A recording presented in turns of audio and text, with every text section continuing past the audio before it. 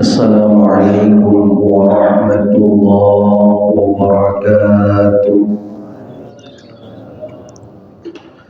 Al-Fatihah li sayyidil arabi wal a'jam wa hadiyatan lil muallifi wa masyayikhina wa usulina al-kiram wa li futuhil ilmi khairi wal hikam. Al-Fatihah. A'udzu billahi minasy syaithanir rajim. Bismillahirrahmanirrahim. Alhamdulillahi rabbil alamin. Ar-Rahmanir Rahim. Maliki yaumiddin. Iyyaka na'budu wa iyyaka nasta'in. Ihdinas siratal mustaqim. Shiratal ladzina an'amta 'alaihim ghairil maghdubi 'alaihim waladdallin. Amin. Bismillah walhamdulillah wassalatu wassalamu ala rasulillah Muhammad ibni Abdillah wa ala alihi wa sahbihi wa mawala.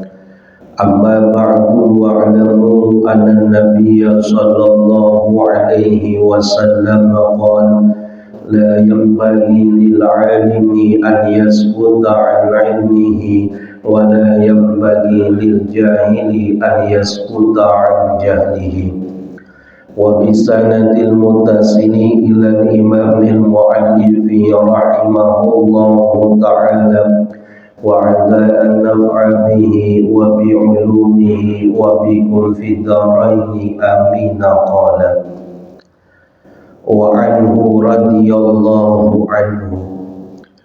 Dan riwayat hadis dari sahabat Ibnu Abbas, semoga Allah meridhai kepada beliau, anna Nabiya sallallahu alaihi wasallam sami'a rajulan, bahwasannya Nabi kita Muhammad sallallahu alaihi wasallam mendengarkan seseorang yaqulu, yang dia mengatakan labbaika an syubrumata.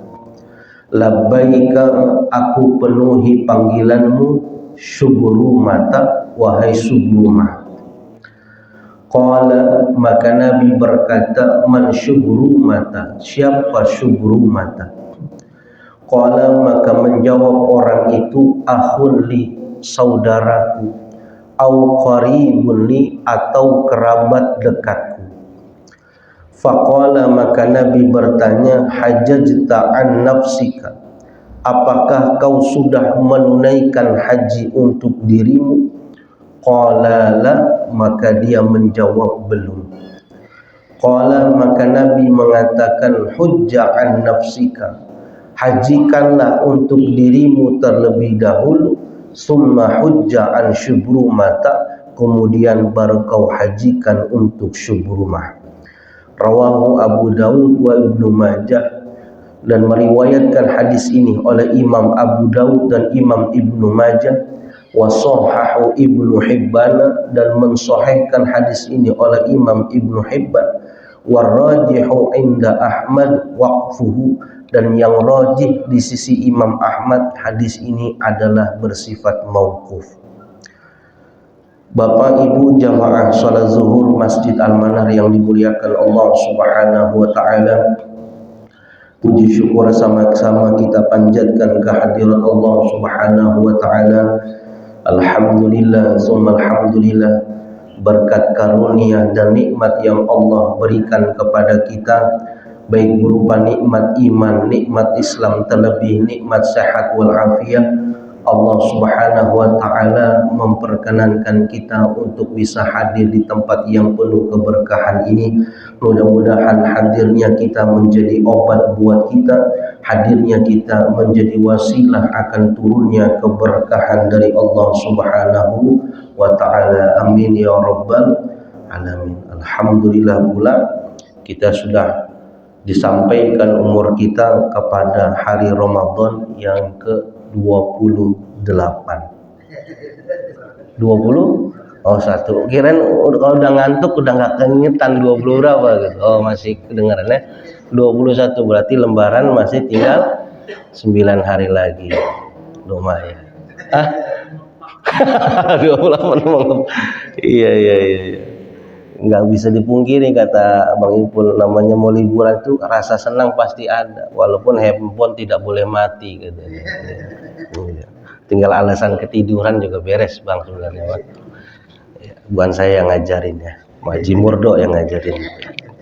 Ya, alhamdulillah, intinya mudah-mudahan Allah memberikan kesehatan buat kita sehingga bisa menyelesaikan puasa Ramadan tahun ini dengan sebaik-baiknya. Amin ya rabbal alamin. Baik, sebelum kita melanjutkan kegiatan kita sebagaimana mestinya, sama-sama mari kita mengkaji hadis-hadis Nabi kita Muhammad SAW yang hari ini kita masih membahas berkaitan tentang ibadah haji. Kita masih berkaitan tentang badal haji. Apa itu badal haji? Orang yang menggantikan posisi dari orang yang wajib haji, namanya badal. Kita sholat berjamaah, maka ketika sholat berjamaah imamnya batal, maka imam harus keluar dari shaf sholat. Misalnya imamnya kentut gitu, maka kalau imamnya kentut dan dia yakin dia kentut, maka dia harus meninggalkan shaf sholat dengan cara menutup hidungnya, seperti orang yang dianggap mimisan. Jangan ditutup pantatnya walaupun batalnya kentut. Segala sesuatu batal apapun, kentut, kena darah, mimisan, maka imam keluarnya tutup hidung, jangan megang pantat, tutup, keluar dia dari shaf sholat. Maka orang yang pas di garis dialah yang maju menggantikan imam. Yang maju menggantikan imam namanya badal imam, namanya badal imam. Yang menggantikan dia ini yang di dalam sholat yang maju ke depan, bukan yang dari luar nih. Batal lagi wudhu, kita tungguin aja.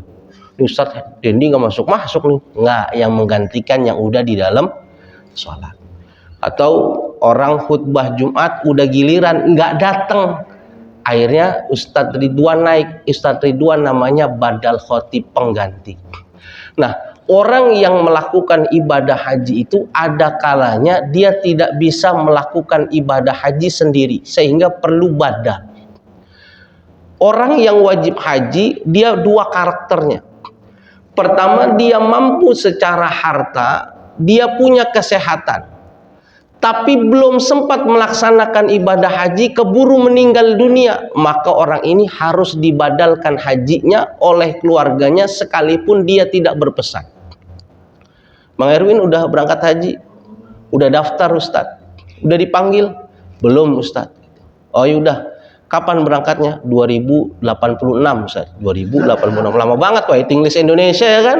Kecuali pindah ke Suriname, jalur Gaza, itu cepet tuh. Ya kan?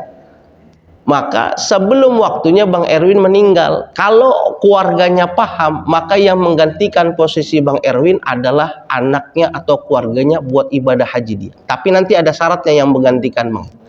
Atau dianya masih hidup, orang kaya raya, tapi takut ketinggian gitu. Jangankan naik pesawat yang tinggi, naik ke Midi Puter aja dia udah takut. Kenapa? Takut ketinggian. Orang ini tetap wajib haji, tapi tidak dia yang melaksanakan ibadah haji, boleh nyuruh orang lain. Namanya badal haji. Lu berangkat haji ke Mekah, tapi niatnya buat saya. Inilah yang dilakukan oleh orang yang didengar sama Nabi. Waktu pelaksanaan ibadah haji, orang kan biasanya labbaik Allahumma labbaik, labbaik la syarika laka labbaik. Ini ada orang bilang labbaika syubrumata, labbaika syubrumata. Labbaika artinya aku memenuhi panggilanmu ya Allah. Syubrumata menggantikan syubrumah maksudnya.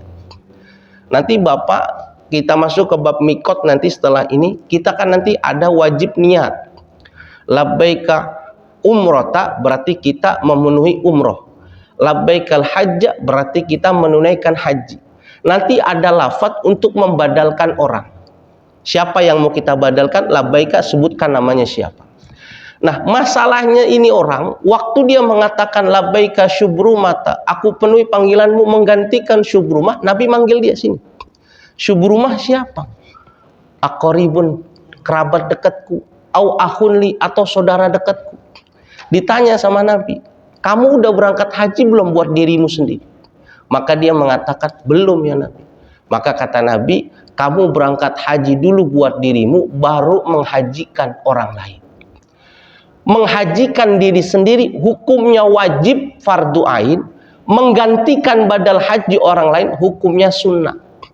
Makanya orang yang membadalkan ibadah haji, membadalkan ibadah umroh, salah satunya syaratnya dia udah berangkat haji dulu, sudah berangkat umroh dulu. Bang Erwin tadi yang meninggal dunia belum berangkat haji, nomornya udah keluar nih. Siapa yang berangkat haji? Kalau niat mau hajikan Bang Erwin, maka yang berangkat haji ini dia udah berangkat haji lebih dulu. Abangnya kah? Jangan orang yang belum pernah berangkat haji. Salah. Ibarat kata begini, orang punya hutang 10 juta. Orang punya hutang 10 juta nih Pak. Dia nggak bayar hutangnya, malah sedekah 200.000 sama orang yang ngasih pinjem dia. Bener apa salah? Salah. Yang bener apa? Tunai dulu kewajiban baru melakukan kesunahan. Masa orang lain dihajikan, dirinya belum berangkat haji? Nggak boleh. Maka pas mau dibadalin tanya, ini pahalanya buat siapa nih? Ini yang daftar Bang Haji Erwin nih. Dia belum sempat berangkat tapi keburu meninggal. Berarti yang menggantikan keluarganya nih yang berangkat. Siapa? Tapi yang udah berangkat haji. Jangan anaknya yang belum berangkat haji. Kalau dipaksakan anaknya yang berangkat haji sedangkan dia belum pernah haji, dia belum pernah umroh, maka kalau dia dipaksakan kayak tadi nih, sudah waktunya mikot ngambil niat ihram, maka ihramnya nggak jadi buat Bang Erwin, malah jadinya buat diri orang yang berangkat haji itu sendiri. Maka yang tadi dia berangkat haji pakai biaya Bang Erwin, dia wajib ganti itu. Kenapa? Orang yang badal haji, badal umroh, wajib dia udah haji, udah umroh duluan. Nggak sembarang, udah anaknya aja suruh berangkat gitu. Saya nggak ngerti Bang Haji, udah ikutin aja, kita juga ada KBIH-nya. Iya, jadi hajinya dia nih, ente belum berangkat haji. Kenapa? Posisinya digantiin anak. Boleh kalau dengan kesepakatan, biarin dah Bang, nggak apa-apa dah Pak, sekarang saya yang berangkat haji dulu. Tapi tahun besok, Bapak saya buatin badal haji, saya daftarin di KBIH-nya Kiai Lutfi, bayarnya 18 juta, nggak apa-apa, sama aja. Kenapa badal haji lebih murah? Karena badal haji yang mengerjakan orang Indonesia yang sudah ada di Mekah biasanya. Jadi mahasiswa Indonesia yang sekolah di Mekah dan sekolah di Madinah dan di Timur Tengah itu ketika waktu haji mereka panen tuh. Mereka ke Mekah itu kenapa? Buat bantu KBRI Indonesia ngurus jamaah haji Indonesia yang banyak bludak. Maka nanti dibuat skup tuh di mana di antara mereka ada yang tujuannya buat badal haji. Dicari yang udah ibadah haji, udah di Mekah tuh, punya link gitu. Saya misalnya Kiai Lutfi di Jakarta atau orang Indonesia gitu. Siapa yang ada di sana mahasiswa? Oh, yang di sana sudah ada Haji Odi. Bilang sama Haji Odi, tahun ini berangkat haji lagi dia, niatin buat almarhum Haji Erwin. Dikontak, mau berapa biayanya? 14, oke, jadi lempeng 18, 4 jutanya buat KBIH, 14 buat ini. Kenapa? Dia harus beli kain ihram dulu, dia harus nyewa bis lagi, bolak-balik dan lain sebagainya. Makanya lebih murah. Kenapa Indonesia Jakarta 52 sekarang? Ya itu masalahnya, biaya pesawatnya mahal, akomodasinya mahal, hotelnya mahal, sisanya juga kita memberikan sedekah kepada orang-orang yang ngurusi haji kita di kantor Kementerian Agama. Jadi 52 juta sekarang. Kita nyantunin saudara-saudara kita yang bantu kita di Kementerian Agama. Kita bantu mereka di Kementerian Agama biar tetap itu. Mereka perlu bantuan kita supaya karena perlu ini perjalanan akomodasi kan. Ngontrol itu kan butuh biaya. Antum juga mau ngeliat ke gardu juga kan butuh anggaran kan. Jadi mungkin akomodasinya mahal. Nah, kita kan nggak tahu akomodasinya berapa. Timbang kita disuruh pakai angkot ya kan, mendingan kita ikutin aja apa kata pemerintah. Nah, jadi syarat pertama, kalau orang mau membadalkan haji, maka syaratnya orang itu harus sudah haji lebih dulu. Begitu pula dengan umroh. Kalau ternyata yang membadalkan haji itu dia belum berangkat haji, dia belum berangkat umroh, maka saat itu ihramnya otomatis bukan buat orang yang digantikan, tapi jatuh buat diri sendiri. Dia hianat nih, dia harus ganti nih. Kenapa? Dia belum berangkat. Makanya yang berangkat itu, kecuali nanti tadi sistemnya gantian, Pak saya dulu yang berangkat, nanti Bapak saya bikinkan badal haji yang lebih murah, tidak apa-apa. Bisa dipahamin ya. Wa anhu an Ibni Abbas radhiyallahu anhu. Dan hadis riwayat Ibnu Abbas juga, qala beliau mengatakan, khatobana Rasulullah sallallahu alaihi wasallam faqala, maka pernah berkhutbah kepada kami Rasulullah sallallahu alaihi wasallam seraya beliau mengatakan, innallaha kataba alaikumul hajja, sesungguhnya Allah telah mewajibkan atas kalian orang yang mampu untuk melaksanakan ibadah haji. Faqamal Aqra'u ibni Habisin, maka berdirilah Aqra' bin Habis. Faqala, dia bertanya, afi kulli amin ya Rasulullah, apakah kewajiban haji pada setiap orang muslim itu setiap tahun ya Rasul? Qala, maka Nabi menjawab, lau qultuha lawajabat, seandainya aku menjawab iya pasti menjadi wajib. Al hajju marratan, haji cukup satu kali. Famazada, maka siapa orang yang menambahkan pada ibadah haji, fahuwa tatawu'un, maka ibadah itu tidak wajib berubah menjadi sunnah. Ini bagus nih, akhlak Nabi luar biasa Pak.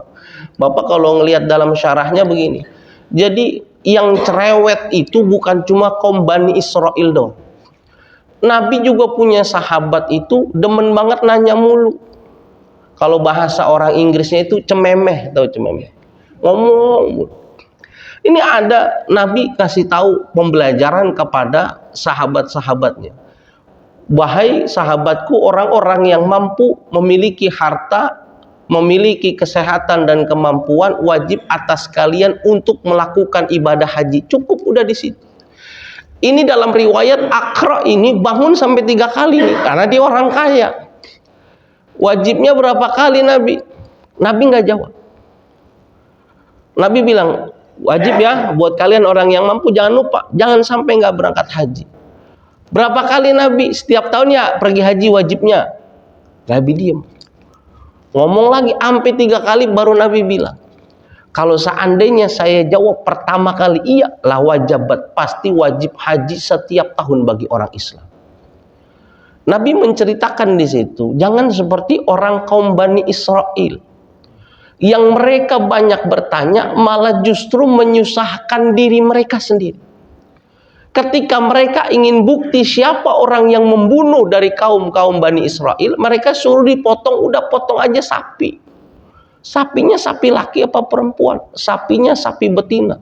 Warnanya putih atau kuning. Dia bikin pertanyaan terus yang ujung-ujungnya nyusahin dirinya sendiri. Kalau udah dikasih tahu, udah cukup sampai situ. Nabi bilang cukup buat kalian wajib haji, cukup. Gak perlu ditanya berapa kali. Kalau saat itu Nabi menjawab dengan rasa marahnya, ia wajib setiap tahun, wah dosa kita udah banyak.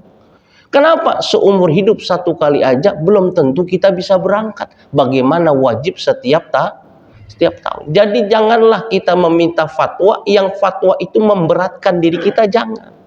Nabi bilang yang wajib itu puasa Ramadan doang, udah puasa Ramadan aja. Jangan paksakan diri kita dengan melakukan ibadah-ibadah yang lain. Kalau memang kita yakin mampu, jadikan puasa sunnah menjadi nazar kita, tidak apa-apa. Tapi yang diwajibkan sama Nabi cuma Ramadan. Kata Nabi, Ramadan aja yang diwajibkan, banyak yang gak puasa. Gimana mau puasanya Nabi Daud, yang sehari puasa sehari tidak? Bagaimana yang mau puasanya seumur hidup tidak puasa cuma 5 hari doang? Kata Nabi, berat. Bahkan sampai siwak saja yang ringan, lau asyukko ala ummati la amartuhum bisiwak. Siwak aja yang kecil, yang manfaatnya luar biasa, ada lebih dari 60 manfaat. Kata Nabi, umatku sering lupa. Kalau seandainya aku sering pakai siwak dan berubah hukumnya menjadi wajib, aku takut umatku menjadi berat. Sehingga Nabi mengatakan, enggak, wajib haji adalah seumur hidup satu kali. Kalau dia mau berangkat lagi, maka haji yang kedua hukumnya sunnah. Tapi lebih baik kalau kita mau berangkat ibadah haji yang kesekian kali, lebih baik kita jangan berangkat sendiri. Tapi lebih baik kita membiayakan orang yang belum pernah menunaikan ibadah haji, kita mendapatkan ganjaran pahala sebagaimana orang yang diberangkatkan ibadah haji. Kenapa? Kita cukup satu kali aja. Nanti kalau mau ibadah umroh atau kalau kita udah kangen. Sampai ulama mengatakan paling minimal dia mau mengulang ibadah hajinya kalau sudah 5 tahun. Kita berangkat sekarang, 5 tahun ke depan baru berangkat haji lagi. Tapi kalau bisa kita setiap tahun membiayakan orang, afdolu itu lebih utama. Nanti kalau kita udah kangen, baru kita umroh saja. Karena apa? Orang yang udah pernah mencium baunya Hajar Aswad, mencium kiswahnya Ka'bah itu, keingetan terus. Pengen kembali lagi, pengen rasa kembali. Maka wajib buat kita berdoa minta kepada Allah, mudah-mudahan kita dicatat sebagai orang yang mampu melaksanakan ibadah haji dan umroh. Ini adalah bab yang berkaitan tentang badal haji, pelaksanaan haji, dan siapa orang yang wajib melaksanakan ibadah haji. Ada pertanyaan? Kalau enggak, kita masuk tentang bab mikot. Babul mawaqiti. Ini bab menjelaskan tentang mikot. Mikot itu bisa berkaitan tentang waktu, bisa berkaitan tentang tempat. Nanti kita bahas. An Ibni Abbas radhiyallahu anhuma. Riwayat hadis daripada sahabat Ibnu Abbas radhiyallahu anhuma. Anna Nabiya sallallahu alaihi wasallam, bahwasanya Nabi kita Muhammad sallallahu alaihi wasallam waqata, telah menetapkan tempat mikot li ahlil Madinah, bagi orang penduduk Madinah. Dzul Hulaifah, maka dia mengambil mikot di Dzul Hulaifah, atau sekarang dikenal dengan Abyar Ali atau disebut dengan Bir Ali. Wali ahli Syami, dan bagi penduduk negeri Syam, yaitu daerah Yordania, daerah Suria, Palestina, Mesir, Maghrib, Maroko, maka mereka mengambil mikot di Al-Juhfah, daerah Juhfah namanya. Wa li ahli Najd, dan bagi orang ahli Najd, orang ahli timur, Qarnul Manazili, maka mereka mengambil mikot dari Qarnul Manazil. Wali ahli Yamani, dan bagi orang penduduk Yaman atau orang yang berangkat haji dari arah selatan, Yalamlam, mereka mengambil mikot dari Yalamlam. Hunna, tempat-tempat mikot itu, lahunna, bagi orang-orang tersebut, waliman ata, dan bagi orang yang datang, alaihinna, atas tempat mikot-mikot itu, min ghairihinna, daripada selain negeri-negeri itu. Mimman aradal hajja awil umrata, bagi orang-orang yang ingin melaksanakan haji dan umroh. Waman kana duna zalika, dan orang yang ada pada selain tempat yang disebutkan tadi, famin haitsu ansya'a, maka mereka boleh mengambil mikot dari tempat yang mana saja. Hatta ahlu Makkah, sampai dengan penduduk Mekah, min Makkah, maka mikotnya adalah di kota Mekah. Muttafaqun alaih, meriwayatkan hadis ini menurut Imam Bukhari dan Imam Muslim. Bapak, Ibu yang dimuliakan Allah, ini kita bahas yang terpenting pertama. Kalau kemarin kita masih membahas tentang siapa orang yang dikatakan mampu untuk melaksanakan ibadah haji. Lalu bagaimana caranya menggantikan orang yang tidak bisa melaksanakan ibadah haji dan syarat-syarat orang yang membadalkan haji. Sekarang kita mulai saat mau berangkat ibadah haji. Maka orang yang mau berangkat ibadah haji harus paham dulu yang disebut dengan mikot. Mikot itu maknanya dua. Bisa mikot berupa makan, tempat. Ada juga mikot berupa zaman, berupa waktu. Kalau dikatakan mikot zaman, mikot waktu adalah tanggal yang berkaitan bagi orang yang mau melaksanakan ibadah haji. Kapan waktu pelaksanaan haji namanya? Itu namanya mikot zaman. Karena haji satu ibadah yang tidak bisa dilakukan kecuali pada waktu yang sudah ditentukan. Kapan mikot zaman dari ibadah haji? Maka dilakukan mulai tanggal 1 Syawal, Zulqa'dah sampai dengan tanggal 9 Zulhijjah. Ini namanya mikotnya mikot zamani, mikotnya mikot waktu. Lebih dari 3 waktu ini orang berangkat ibadah haji ihram, maka ihramnya nggak jadi ihram haji tapi jadinya ihram umroh. Sehingga haji sudah ditentukan waktunya, inilah disebut dengan mikot zamani. Paham ini ya? Nah, yang kedua ini yang terpenting adalah yang disebut dengan mikot makani. Bedanya gini Pak gambarannya. Kenapa di sini kok ada mikot? Mikot ini tempat di mana kita memulai niat ibadah haji dan umroh kita. Kalau orang puasa Ramadan itu mau niat di mana aja boleh. Kita orang Bekasi niat puasanya di Papua Nugini sah. Kita orang Jakarta niat puasa di sini sah. Kita mau sholat di mana aja, niatnya dalam sholat mana saja, nggak ada ketentuannya. Tapi khusus haji, kita nggak bisa niat berangkat haji kecuali pada tempat yang sudah ditentukan oleh Nabi. Kata Nabi, kalau mau berangkat haji, mulailah mikotnya dari sini. Haji, pelaksanaan haji dan umrah ini namanya tanah haram. Ada batasnya nih, Masjidil Haram, tanah haram ini ada batasnya. Di luar tempat itu adalah tanah halal namanya. Nah, orang kalau memulai haji, mulailah dari tanah halal. Tapi tidak sembarang tanah halal, ada beberapa tempat yang sudah ditunjuk oleh Nabi untuk mulai melakukan ibadah haji dan umroh. Ibarat kata pusat haji itu di sini nih Pak. Di Masjid Al-Manar, ibadah haji di sini. Ini tanah haram Pak. Di luar Masjid PLN tanah halal. Tapi kalau mau melaksanakan ibadah haji di sini, nggak mungkin sembarangan masuknya. Ada tempat pendaftaran yang sudah ditentukan. Nggak mungkin orang seenaknya masuk, nggak bisa.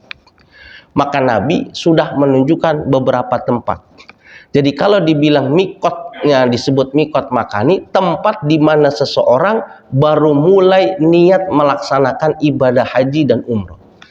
Bagi penduduk Madinah, orang Madinah asli atau orang yang terbang masuk ke Madinah, kita bisa pilihan banyak tuh.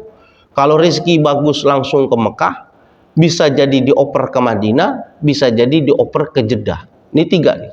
Seandainya kita naik pesawat nih, mau melaksanakan ibadah umroh atau haji, turun kita di Madinah. Sampai turun di Madinah, kalau memang mau langsung ibadah haji, maka kita ngambil mikotnya itu di Zulhulaifah atau terkenal dengan Bir Ali. Nanti kita jalan, barang kita misal di Madinah, ditaruh di Madinah, kita bawa barang pakaian ihram kita saja. Laki-laki 2 helai kain dengan sabuk gesper beserta tas yang berisi paspor dan lain sebagainya. Perempuan tidak ada pakaian khusus ihramnya, yang penting ihramnya perempuan adalah terbuka mukanya. Boleh nggak kain ihram tidak warna putih? Boleh. Ihram itu sunnahnya warna putih. Tapi kalau tidak ada warna putih boleh warna lain. Cuma biasanya malu gitu. Kita ihram pakai kain pink gitu. Itu malu banget karena pas sendiri gitu. Orang pasti melihat sah nggak sah. Cuman khilaful aula melawan kebiasaan. Maka siap-siap yuk kita mau mulai. Gampang saya contohkan umroh, nanti haji ada. Yuk kita mau berangkat umroh. Ibu siapin tasnya, bapak siapin tasnya yang penting-penting. Tolong pakaian yang besar taruh di hotel saja. Uangnya taruh di hotel saja. Tapi tetap aja tuh ibu-ibu tetap bawa duit tuh. Kita udah ngomong gitu. Nanti diajak naik bis ke Zulhulaifah atau sekarang disebut dengan Bir Ali. Ini namanya Bir Ali nih, batas kita. Ini mikot paling jauh dari Mekah, Bir Ali. Turun di situ ibu. Turun, nanti dikasih tahu ibu silakan di sana mandi yang bersih. Setelah itu pakai mukena, lalu ibu pakai baju tertutup, bapak pakai kain ihram, sholat 2 rakaat di Zulhulaifah, langsung nanti masuk ke bis. Saya tunggu di bis. Mandi mereka nih di tempat Bir Ali ini.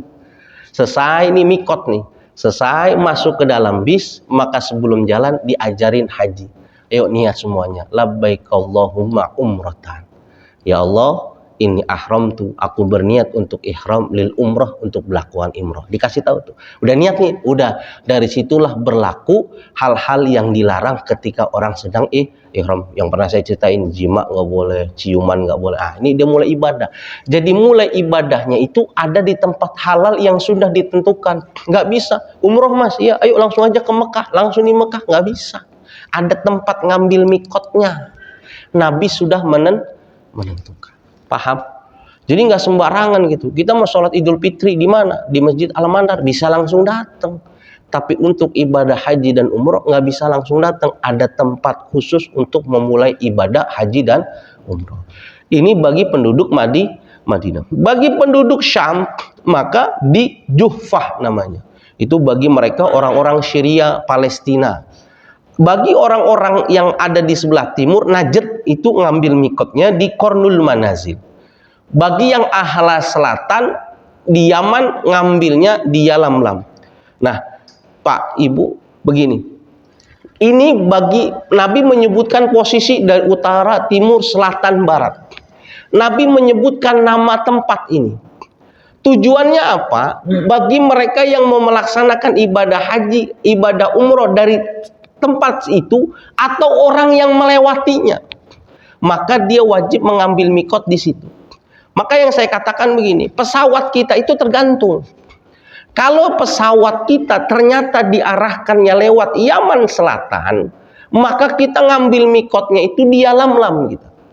Nah, karena nggak mungkin turun di Yaman, maka kita ngambil mikotnya itu di atas pesawat kita. Kalau memang ternyata diarahkannya kita ke lewat Yaman, maka dikasih tahu kita, Bapak Ibu, setengah jam lagi kita mau mengambil mikot di atas pesawat, tepat di atas Yalamlam. Maka kita harus, pertanyaan kita, kenapa kok nggak nunggu nanti aja, cari tempat yang terdekat? Nggak bisa. Orang yang udah datang ke Madinah, walaupun nanti di dekat Mekah ada Tan'im, tetap dia ngambil mikotnya harus di Madinah. Kenapa? Kalau dia tetap keluar dari Madinah tanpa mengambil niat ihram, maka dia dosa kalau sengaja. Bahkan kalau dia tetap melanjutkan, jadi haji dan umrohnya, tapi dia kena dam. Udah ada aturannya. Nggak bisa kita mau kencing nih, di sini aja nih pom bensin. Enggak, di sana aja yang lebih dekat. Ini bukan kencing, ini ibadah. Ada aturannya. Sampai segitunya haji nggak boleh gitu. Makanya diatur oleh pesawat itu tuh. Yang dapat ke Yaman Selatan, ia di Yalamlam. Yang turun di Madinah, ia Bir Ali. Yang turun di Jeddah, ia dia di Jeddah. Supaya apa? Udah diatur supaya orang ngambil mikot nggak bertumpuk. Yang berangkat haji bukan situ doang, orangnya banyak. Makanya sudah diatur. Yang turun tadi itu saya bilang, kalau yang dapatnya Yaman Selatan, maka dia harus di pesawat di Yalamlam. Kalau yang di Madinah, di Bir Ali. Kalau yang dari arah Najd, dia di Qarnul Manazil. Yang satu lagi ada di ini. Ada 4 yang sudah ditunjuk oleh Nabi. Nah, bagi penduduk Mekah, maka dia boleh mengambil mikotnya dari rumahnya sendiri. Bagi mereka penduduk asli Mekah. Tapi kalau kita sudah masuk nih, sekarang kita udah berangkat umroh nih Pak. Diturunkan oleh pimpinan kita, rombongan kita taruhnya di Madinah nih. Udah Pak, kita istirahat dulu di Madinah. Karena kita program umroh 3 hari di Madinah, 4 hari di Mekah. Jadi kita disuruh jalan-jalan dulu. Di Madinah kita istirahat dulu, puas-puasin ke makam Nabi gitu. Nanti kita dikasih tahu nih Pak, kita salam terakhir kepada Nabi karena kita dari sini mau ke Mekah, mau melaksanakan ibadah umroh. Nanti di tengah jalan kita berhenti untuk mengambil mikot umroh kita yang pertama. Maka ngambil tadi itu di Bir Ali dia. Setelah ngambil mikot di Bir Ali, naruh barang kita di hotel di Mekah, langsung kita melakukan umroh tuh. Datang ke Masjidil Haram, kita tawaf 7 kali, lalu kita sholat 2 rakaat, kita sa'i Safa Marwah 7 kali, baru tahallul, selesai itu ibadah umroh kita 1 kali. Kita lagi di mana tuh sekarang? Lagi di mana itu? Saya cerita lagi di mana nih? Lagi di Mekah ini, kan udah nyampe Mekah, udah umroh. Nah, itu udah selesai nih umroh kita pertama. Nah, kalau kita mau melakukan ibadah umroh lagi, yang kedua, maka kita nggak bisa mulai dari tempat kita sekarang, nggak bisa. Harus keluar dari tanah haram, nyari tanah halal. Maka ada 3 tempat yang dipakai bagi orang yang sudah melakukan ibadah umroh dari tanah Mekah untuk keluar ke tanah halal. Pilihannya 3. Mana yang paling bagus? Nabi mengajarkan di Ja'rona. Nabi pernah memulai mikot di Ja'rona. Yang kedua, yang paling dekat dengan Mekah itu Tan'im namanya. Ini tempat mikotnya perempuan ini. Kenapa? Tan'im ini Nabi mengajar kepada Sayyidatuna Aisyah untuk mengambil mikot di Tan'im. Nabi, saya udah selesai haji mau umroh. Ya udah sana ambil mikot yang dekat dari sini. Di mana Nabi? Di Tan'im kata. Jadi kalau Tan'im itu tempat mikot terdekat biasanya perempuan. Atau pilihan nomor 3-nya di Hudaybiyah. Ini bagi mereka orang yang sudah berada di kota Mekah mau mengulang umrohnya, maka ngambil mikotnya yang terdekat dari kota Mekah. Jangan ke Madinah lagi, ke Bir Ali lagi, kejauhan. Bir Ali, Zulhulaifah, Qarnul Manazil, Yalamlam adalah tempat pertama di mana mereka tiba. Maka saya bilang beruntung mereka yang datangnya langsung ke Mekah, mereka udah langsung ambil ihram di Mekah. Tapi pun kalau kita motor di Jeddah jadi, motor di Madinah jadi. Yang penting nyampe ke Saudi Arabia, jangan ke Yordania. Wah, nggak jadi haji. Apalagi ke Ethiopia, kita ngurusin orang jadinya. Paham ya? Nah, satu hadis lagi penutup. An Aisyah radhiyallahu anha anan Nabiy sallallahu alaihi wasallam maqala waqata li ahli al-Iraqi zata irqin. Dan penetapan mikot bagi penduduk Irak zata irqin adalah namanya Zatu Iraq. Rawahu Abu Daud wan Nasa'i, meriwayatkan hadis ini oleh Imam Abu Daud dan Imam An-Nasa'i. Wa asluhu inda Muslimin, dan aslinya teks ini dari Imam Muslim. Min hadisin Jabirin radhiyallahu anhu, dari hadis dari sahabat Jabir, semoga Allah meridhoi kepadanya. Ila, kecuali anna rawiyaha, bahwasannya periwayatan hadis ini syakka, ada keraguan fi raf'ihi, dalam kemarfuannya. Wa fi sahihil Bukhari, dan dalam sahih Bukhari, anna Umar, bahwasanya Umar huwallazi, adalah orang waqata zata irkin, yang menetapkan mikot di Zatu Iraq. Wa inda Ahmad wa Abi Dawud wa Tirmizi ani Abbasin radhiyallahu anhuma, dan menurut Imam Ahmad, Abi Daud, Imam Tirmizi dari sahabat Ibnu Abbas, semoga Allah meridhai kepada seluruhnya, anna Nabiyya sallallahu alaihi wasallam waqata li ahli al-masyriqi al-aqiqah. Nabi menetapkan daripada tempat mikot bagi penduduk yang berada di sebelah timur di al-aqiq. Jadi begini Pak. Jadi sebenarnya tempat mikot itu banyak. Yang ditunjuk sama Nabi 5 nih. Mana yang ditunjuk sama Nabi? Pertama, Zulhulaifah atau Bir Ali di Madinah. Yang kedua, di Syam ada Juhfah. Yang ketiga, di Najd ada Qarnul Manazil. Yang keempat, di Yaman ada Yalamlam. Yang kelima, ada yang disebut di Mekah tadi itu. Di Mekah itu ada 3. Ada Ja'rona, ada Tan'im, ada Hudaybiyah. Itu yang disebutkan sama Nabi. Tapi ada tempat mikot lainnya. Ini kasusnya ketika Islam sudah sampai ekspansi ke Irak, maka orang-orang Irak itu mau berangkat ibadah haji. Maka orang Irak merasa keberatan. Waktu yang ekspansi ini Umar. Ya Umar, kami mau haji, mau umroh. Tapi kalau ngambil mikotnya harus ke Zulhulaifah, itu kami muter dulu. Dari sini ke sini dulu, baru ke sini. Ibarat kata orang Jakarta mau pergi ke Bekasi, tapi suruh muter dulu ke Banten. Itu nggak searah namanya. Masa dari sini ke Banten dulu ngambil mikot, baru ke Bekasi, capek. Maka tolong kami. Maka dalam hukum ini ada yang disebut dengan muhaza namanya. Muhaza itu adalah tempat yang sejajar. Jeddah itu nggak ada Pak Haji Murdo. Mana ada ngambil mikot di Jeddah? Orang Nabi nggak ngasih tahu di Jeddah. Tapi kenapa orang Islam sekarang Indonesia ada yang ngambil mikotnya di Jeddah? Begini, yang disebutkan sama Nabi ini Mekah tanah halal. Maka ngambil mikotnya di sini di tempat yang sudah ditentukan. Anggaplah Yalamlam. Jarak dari Mekah Yalamlam ini 178 km. Yalamlam kalau ditarik lurus itu sejajar sama Jeddah, namanya Muhaza namanya. Jadi garis yang sejajar sama kota Yalamlam yang ditunjuk sama Nabi ataupun 5 kota yang lain, maka diperbolehkan untuk niat mikot di situ. Makanya ditarik lurus nih dari Mekah yang dekat sama Zulhulaifa apa? Di situ disebut dengan Zatul Irqin namanya. Oh, ini ditarik lurus nih ya Umar. Yang jaraknya sama ditarik lurus Zatul Irqin. Maka kata sahabat Umar bin Khattab, boleh ngambil mikot di Zatul Irqin.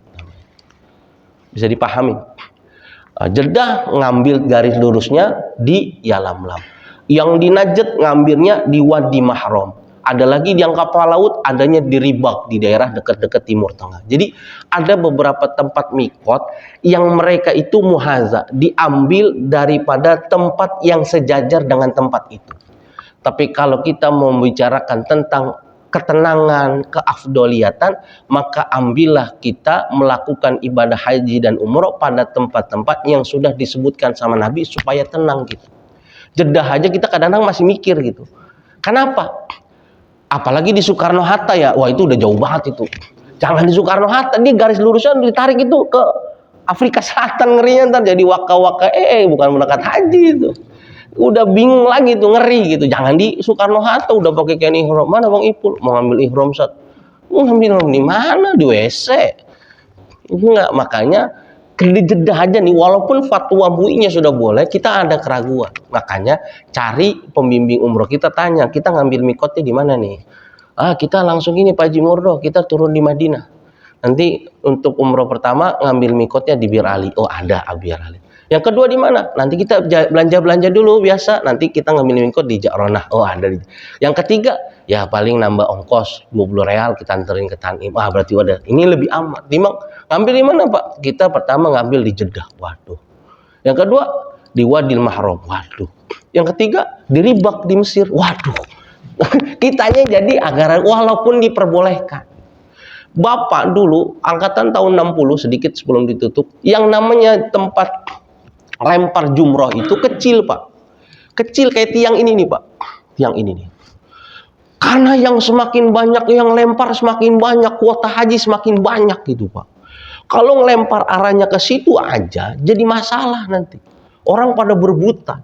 Maka dibuat seperti segitiga sekarang, ditarik gitu, kayak segitiga. Segitiga. Waktu pertama kali 2003 diperbesar, orang bingung. Lah kok gede banget? Gede banget. Ditelepon nih gimana nih? Oh itu 5 selaha. Itu supaya orang tidak berebutan, tidak salah lempar, karena tujuannya itu saja. Tapi bagaimana nih Pak? Kalau kita nggak ngelempar pas yang di tengah, udah lempar aja, niatin ngelempar yang tengah, sekalipun nyampenya di sebelah kanan kiri dianggap cukup. Kasih keyakinan kita ngelemparnya di tengah. Kenapa? Kita yakin karena yang tengah itu adalah bangunan yang asli. Lil maslahah. Tanah haram itu semakin lama semakin maju, semakin maju, semakin maju. Kenapa? Ngelihat kondisi keberadaan daripada tanah Mekah itu sendiri. Jadi kita butuh bimbingan. Karena kita datang lagi ke Mekah berubah lagi. Datang ke Mekah pasti ada sesuatu yang baru yang terjadi yang kita pangling, apalagi kalau yang jarang umroh. Umroh 20 tahun sekali gitu. Ya pasti pangling Pak. Mana pintunya udah berubah udah semua. Yang berangkat tiap bulan aja suka lupa. Ini berkaitan tentang mikot. Besok kita akan masuk berkaitan tentang ihram. Berangkat haji kita dari 3 jenis cara yang diajarkan oleh Nabi. Baik Bapak Ibu yang dimuliakan Allah. Sekian kajian kita hari ini. Dan ini adalah kajian terakhir kita di bulan suci Ramadan, karena kita akan tawakuf sementara, khususnya yang pengajian saya yang hari Rabu hadis, dan kita akan berjumpa lagi nanti insya Allah setelah hari raya Idul Fitri. Mudah-mudahan Allah Subhanahu wa Ta'ala memanjangkan umur kita, Allah memudahkan urusan kita, Allah menyampaikan umur kita untuk bisa kembali melakukan thalabul ilmi dan tetap berjalan kegiatan ini sebagaimana baiknya. Bitilkan niyah. Al-Fatihah. A'udzubillahi minasyaitonir rajim. Alhamdulillahirabbil alamin arrahmanir rahim maliki yaumiddin iyyaka na'budu wa iyyaka nasta'in ihdinas siratal mustaqim siratal ladzina an'amta 'alaihim maghdubi 'alaihim waladdallin amin. Assalamu alaikum warahmatullahi wabarakatuh.